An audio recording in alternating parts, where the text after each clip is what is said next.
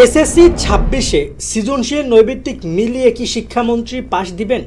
আমরা এরকম একটা দাবি রেখেছিলাম নতুন প্রধানমন্ত্রী ও শিক্ষামন্ত্রীর কাছে, এবং আমি বলেছিলাম আমাদের দাবিতে ৫টা দাবি ছিল, যার মধ্যে প্রথম দাবিটাই ছিল সৃজনশীল নৈর্ব্যক্তিক মিলিয়ে ৩৩ পেলে পাশ দেওয়া। এই পোস্টটাতে ২৩,০০০ মানুষ শুধুমাত্র রিয়্যাক্ট করেছে এবং অলমোস্ট পোস্টটা প্রায় ১৫ লাখ মানুষ দেখেছে।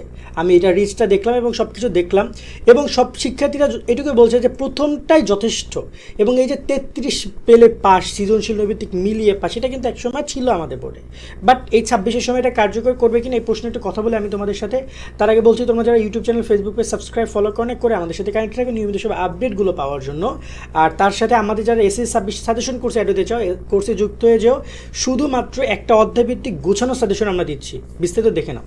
তুমি যদি এসএসসি ২৬ পরীক্ষা A+ পেতে চাও, তাহলে এখনই যুক্ত আমাদের 290 টাকার সাজেশন কোর্সে। এই কোর্সে তুমি পাচ্ছ সকল সাবজেক্টের 90% কমন সাজেশন, অধ্যায়ভিত্তিক সৃজনশীল প্রশ্ন, সংক্ষিপ্ত প্রশ্ন, উত্তর সহ সকল বিষয়ের MCQ শিট, এছাড়াও ইংরেজি গ্রামার অংশ উত্তর সহ সকল অধ্যায়ের গুরুত্বপূর্ণ ক এবং খ প্রশ্ন, অনলাইন পরীক্ষার সকল আপডেট, গত 10 বছরের প্রশ্ন এবং দৈনিক রুটিন।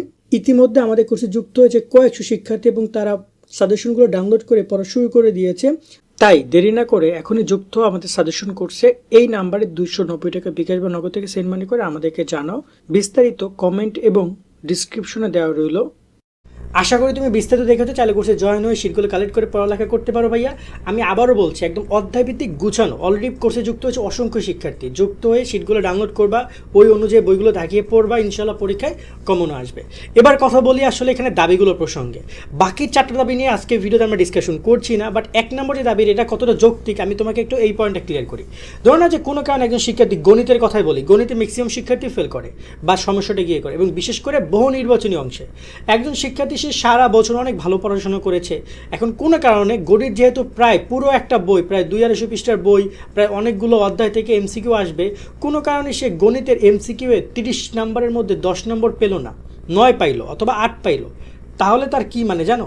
তাকে 1 বছর অপেক্ষা করতে হবে আবার ওই গণিত পরীক্ষা দেওয়ার জন্য। মানে সে 1 বছর সে ফেল করছে এবং তাকে 1 বছর অপেক্ষা করতে হবে মাত্র 1 বা 2 মার্কের কারণে। সেটা MCQ-তে, সিকিউতে সে 70 পাইছে। প্রবলেম জাস্ট MCQ-তে ছিল কোনো একটা কারণে। আমরা এই জায়গাটাই বলি যে একজন শিক্ষার্থী সে সৃজনশীল MCQ দুইটা মিলিয়ে, এখানে আলাদা করার কিছু নেই, দুইটা মিলিয়ে সে যদি টোটাল 33 পায়, তাহলে তাকে পাস দেওয়া উচিত। কারণ সে অনেক হয়তো দেখা গেল যে সে সৃজনশীল অনেক ভালো পারছে, MCQ একটু দুর্বলতা আছে, সেক্ষেত্রে দুর্বলতাটাকে তাকে, দুর্বল মানে তাকে চাইপা ধরে, বিষয়টা এভাবে দাঁড়াচ্ছে। দুর্বলতা মানে তাকে চাইপা ধরে, সে কোনো কারণে পারছে না। এটা একটা এক্সামে তো একটা মানে তোমারই থাকতে পারে, তাই না?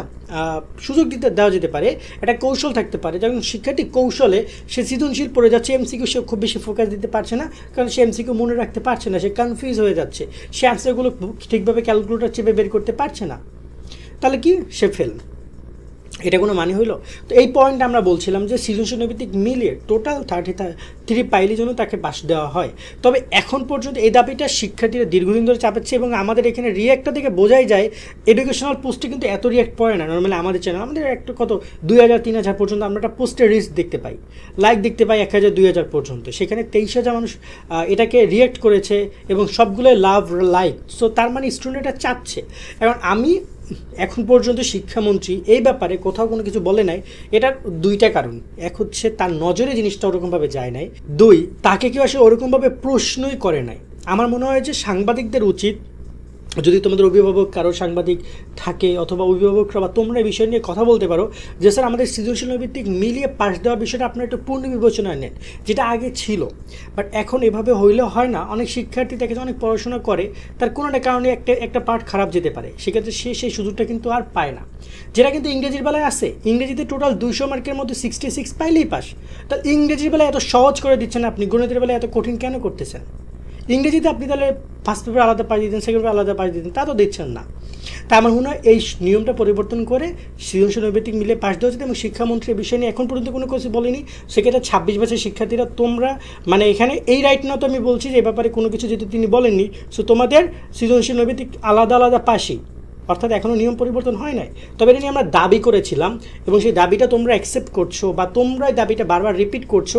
এখন শিক্ষামন্ত্রী যদি চান তিনি এটা পরিবর্তন করতে পারেন। কারণ তিনি পরীক্ষা ব্যবস্থা, তিনি শিক্ষা ব্যবস্থাকে সংস্কারের উদ্যোগ নিয়েছেন, তিনি বলছেন, তার কথাগুলো আমরা খুব বিশ্বাস করছি এবং আমরা তার প্রতি ভরসা রাখছি।